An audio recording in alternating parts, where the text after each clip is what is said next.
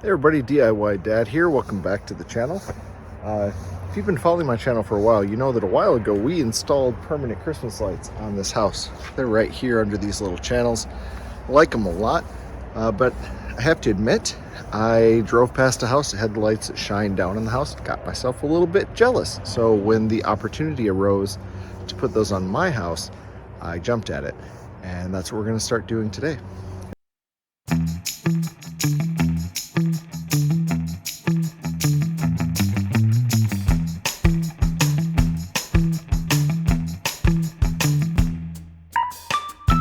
Displayed lovingly on the back of the DeLorean is the kit that I'm going to be working with today. These are Lumary's Outdoor Eaves kit. This is the max version. You can see this is a 158-foot kit, runs 120 lights, and then this is roughly the effect we're going to be targeting from this setup. There's a bunch of stuff we can do with this. We're going to explore kind of deep into these as we go. I'll take a look at the app and the configuration, but today we're really just going to be dealing with the install. The first part of that, of course, is going to be unboxing this and taking a look at what they send you in the kit. All right, so here is the kit from Lumary. And inside you're gonna find a measurement guide, a whole book of helpful hints and other products that they sell, as well as the individual pieces. So some of these boxes are going to have your lights, these three big boxes, and then the smaller box is going to have your power supply, your remote, and some of those pieces. All right, the small box is going to contain, as I mentioned, a bunch of your pieces. So you have your power supply, your main control box, you have a couple small extensions, and then some spare pieces, both wall anchors, clips for the cables, some extra adhesive pads, and some of these bases. Now, these bases are what stand the Lumary set apart from a lot of the others in that the lights can actually detach from the base, which means you can mount these to your house with a screw and click the light into the base and have all of your mounting hardware hidden without having to use a lot of extra pieces or rely on the little 3M discs to hold them, which can be a benefit depending on where you're installing. It also means that these can come off your house without any risk of leaving adhesive back behind and just leaving these small holes where they were, which is kind of a cool feature. So this is the accessory kit. Let's open up one of the lights. All right, within the three lighting boxes, you're going to find bags of the individual strands. These are all segmented. You need two hands to pull it out of the bag, however. Like so, which allows you to install this in pieces and then connect them with these little waterproof connectors as you go, which is kind of cool. And as I mentioned, these lights come separate from the bases. So initially there's going to be a base attached to each light with the ability to have some extras, but you can slide these bases free, allowing you to connect the bases up into your eaves and then attach the lights later or pull the lights down if you need to do maintenance on them. Kind of a cool little feature. All right, if you've watched my channel for a while, you know I'm not sponsored by any company. I'm not paid to endorse any product.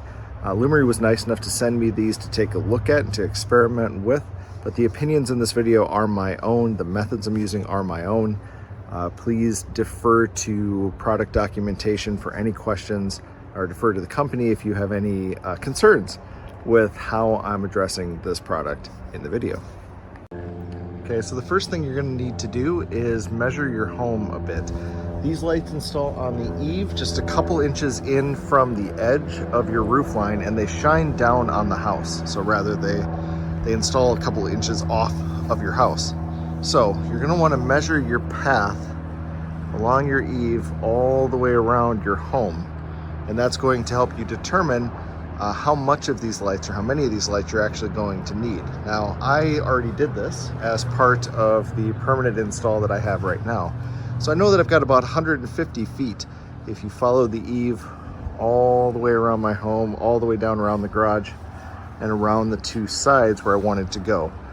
These kits are sold in different sizes. I have a 158-foot kit that's going to do the main extension here.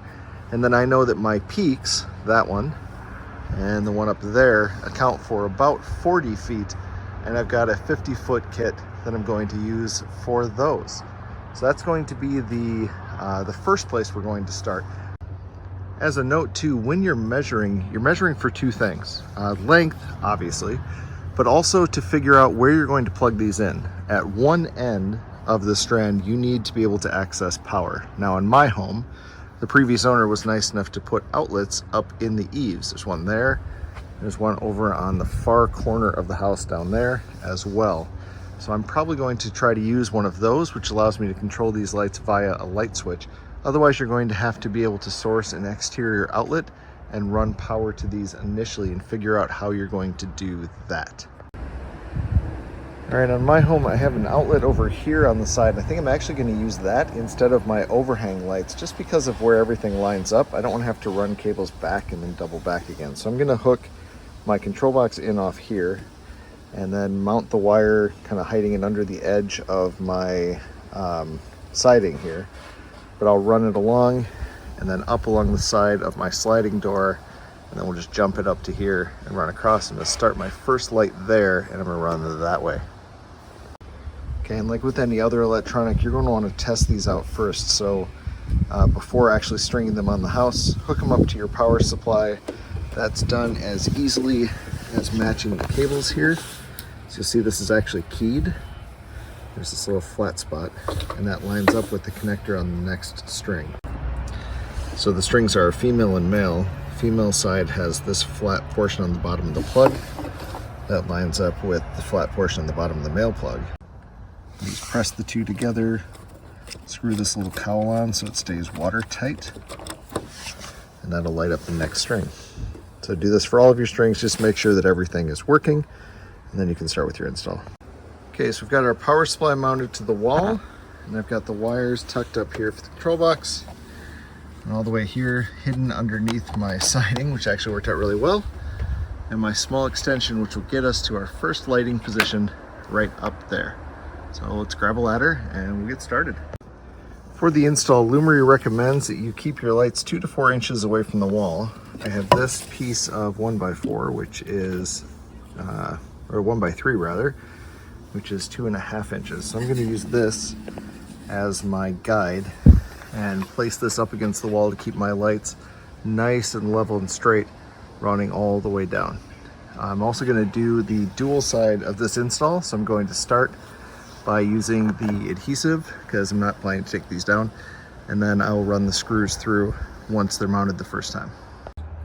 For mounting then, the only thing you really need to make sure of is you're connecting these as they go, so you've got the right end on the right side before you get these connected. So my extension has a male end, so I'm going to use the female end as the other side of my connection. We'll get these attached and we'll start actually mounting the lights.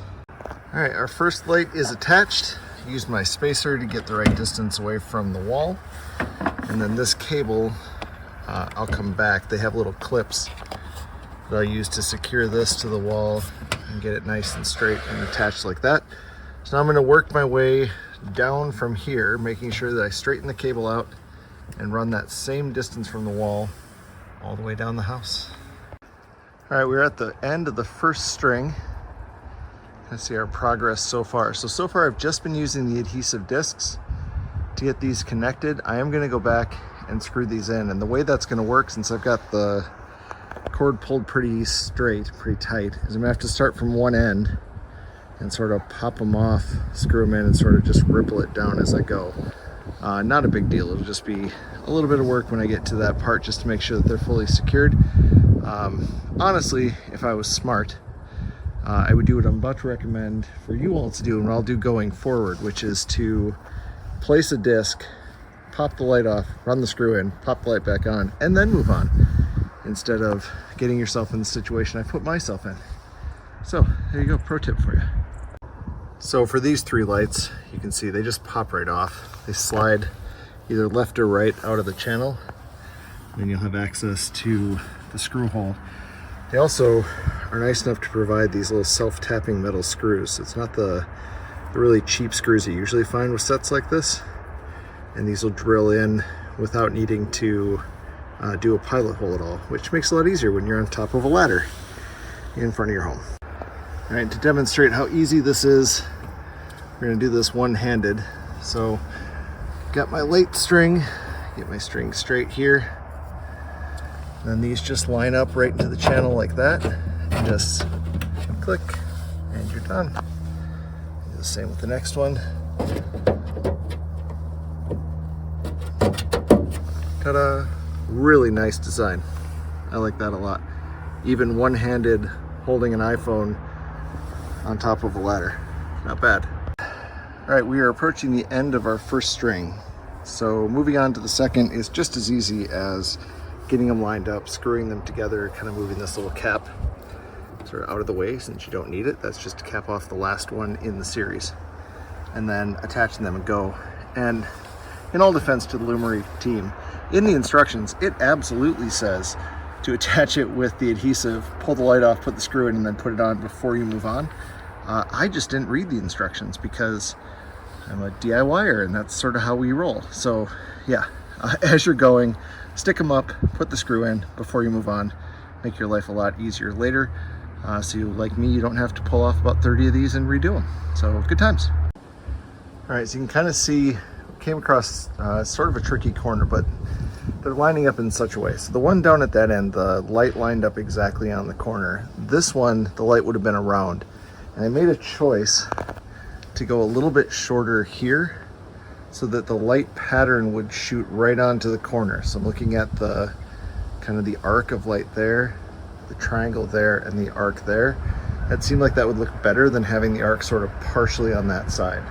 So as you're running these, just pay attention to your corners and think about these in terms of the lightscape. So the actual design the lights are making on the home. You want to kind of keep that in mind as you go, especially when you're dealing with the corner. I'm also making the choice to run these in and back. I have kind of a recessed little alcove here in front of my front door so that they can shine down in this space as well. All right, our main installation of the roof line is done. All the way around. I have a little bit of dress and cleanup to do just on the wiring, but all in all, this was a super straightforward product to install. It comes out of the box with a number of scene modes that work directly off the controller without the remote. You can page through and do others. I haven't gotten into the app yet. We'll do that once I get into the peaks here and deal with the next part of the install. So this being the end of a DIY dad video, I of course owe you a dad joke. So, how does the ocean say hello to the beach? That's a silly question. Oceans can't talk, they just wave. All right, remember, with any DIY project, it doesn't have to be perfect. Most important step is just to do it. Stay safe, stay warm. Catch you on the next one.